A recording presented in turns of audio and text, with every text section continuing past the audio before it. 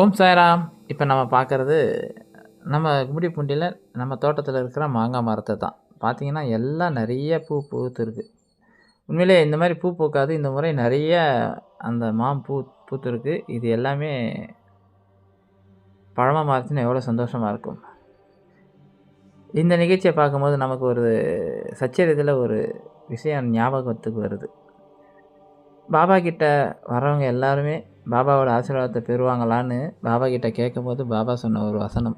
அதுதான் இந்த மாமரத்தில் இந்த பூவை பார்த்தோன்னே எனக்கு தோணுச்சு. மரத்தில் பூக்கிற எல்லா பூக்களுமே பழமாயிடுச்சுன்னா அது உண்மையிலே பெரிய பாக்கியம். ஆனால் அப்படி ஆகாது. காற்றுல பூக்கள் கீழே விழலாம். சிலது பிஞ்சி வந்து அதுக்கப்புறமா கீழே விழலாம். சிலது காக்கா பறவைகளால் அதை சாப்பிடலாம். அதுலேருந்து பழமாக வர்றது ஒரு கொஞ்சம் தான் வரும். அதுபோல தான் பாபாவை தரிசனம் பண்ணுறவங்க எல்லாருமே பாபாவோட அருள் கிடைக்கும்னா அருள் கிடைக்கும். ஆனால் பாபாவோட அந்த ஆசீர்வாதம் முழுமையாக கிடைக்கணும்னா கண்டிப்பாக அப்பா பாதத்தில் சரணாகதி அடையிறது மட்டும்தான்.